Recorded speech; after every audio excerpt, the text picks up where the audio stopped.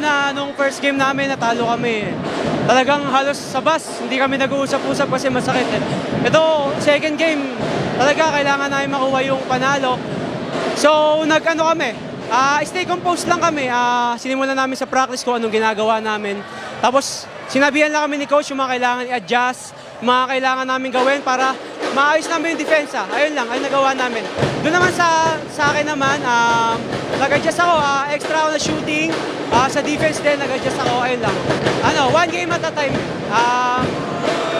Kada game, kailangan nasa isip namin, depensa number 1, ayun lang. Pinabati ko yung mga sumusuporta sa amin, alumni, sila Father Vic, yung mga coaches namin, yung mga teammates ko na walang sawang magtrabaho sa araw-araw, yung family ko na lagi nakasuporta sa akin, yung mga sumusuporta sa Letran family, Letran basketball, yung mga sports namin sa Letran, mahal na mahal namin kayong lahat, yun lang.